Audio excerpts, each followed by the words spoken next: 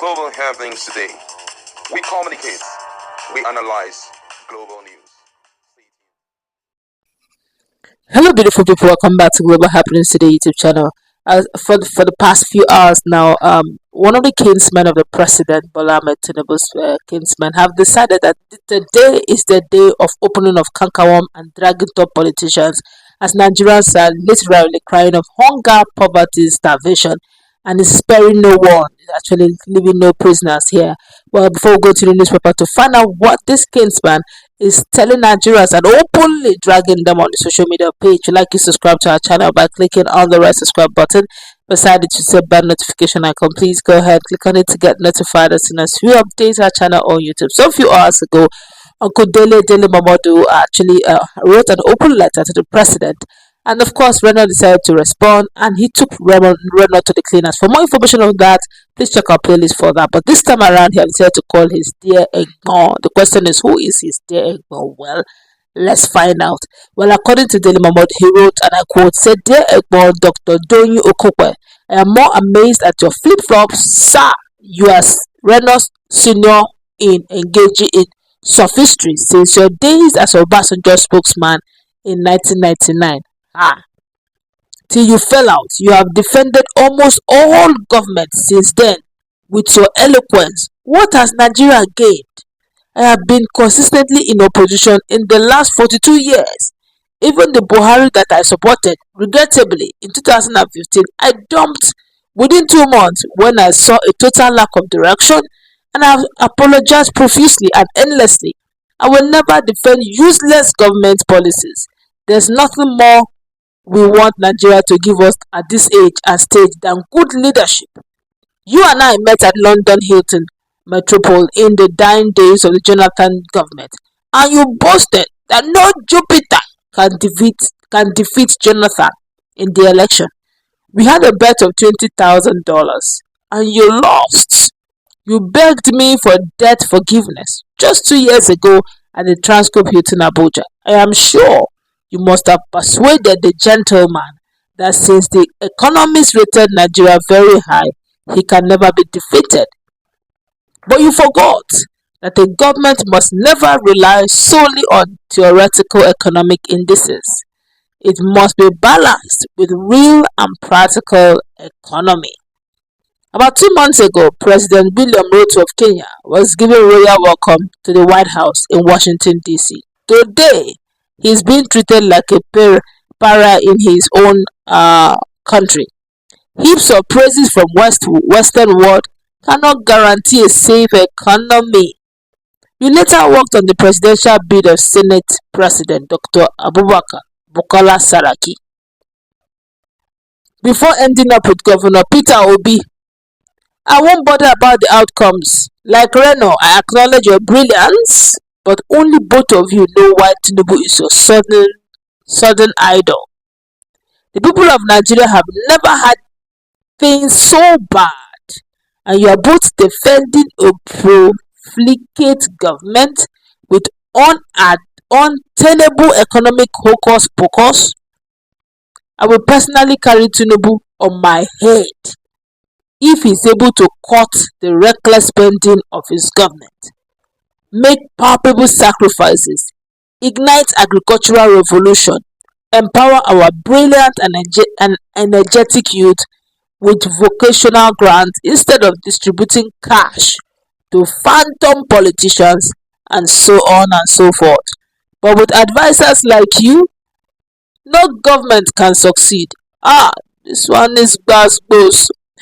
Uncle Dele, please, off the mic, the room is very hot, off the mic.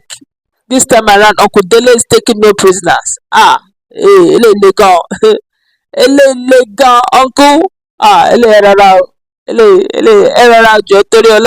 okay, but let's find out Nigerians have been reacting to this, and we're going to take in no particular order. This one here says, Dele Momodu hit hard on the nail head, my brother. The room is very hot right now. This one here says, Ogadele has spoken with receipts.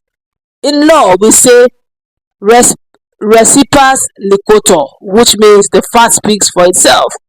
Here is the summary of your letter. You have defended almost all governments since then with your eloquence. What has Nigeria gained? But with advisors like you, no government can succeed. I salute you, sir. Hey, Nigerians are talking though. This one here say, I like the summary, very apt. Another person say, on point, sir. This one say, that line sweet me pass.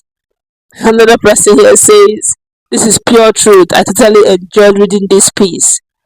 Another person here saying, this is very strong. Okay, Uncle Dele has literally been dragging everybody that's boss.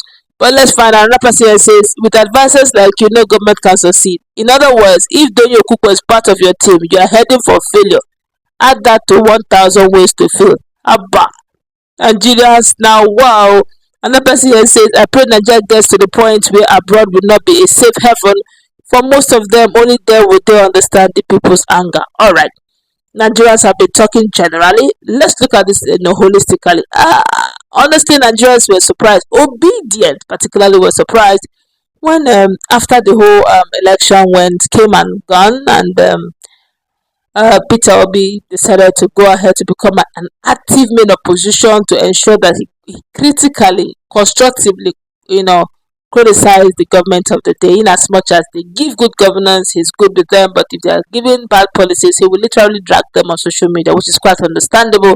Instead of giving just criticism, but gives criticism, constructive one.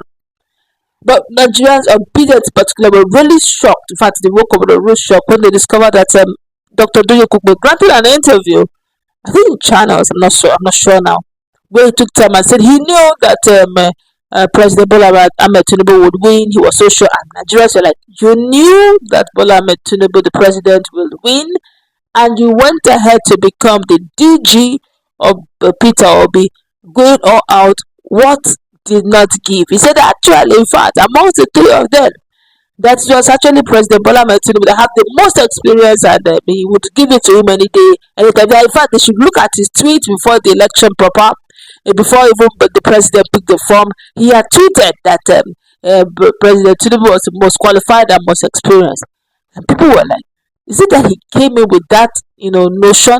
But now, Uncle Dele just literally summarized that actually, this is not new. He does it every other time, anytime he goes into a government, they don't do well, or if the government is supported, they didn't win. He will just quietly and nicodemously port to a government that won and become the praise singer. I don't know what happened to Uncle Dele today, but today he has decided to take most of them to the cleaners. Maybe they are beginning to feel the bite and the heat because the hunger is real. And we can't be doing this stomach infrastructure politics where belle face, okay, it suits you to support who you support, even though the policies are not are not people oriented or people friendly. What about those who do not have that wherewithal, who do not have that? Are we even supposed to be close to the president to enjoy the dividend of democracy? Of course not. Are we supposed to be the kinsmen of the president for us to become beneficiary of good governance? Of course not. The day he became the chief security officer of the nation, that was the day he swore to become father of all and to give us good governance. If he doesn't, of course, we must demand it from him. But that's going to wrap it up. Let's meet in that conversation. What's a take on this latest drama? Uncle is speaking. Let's interact. Global happenings today. We communicate, we analyze.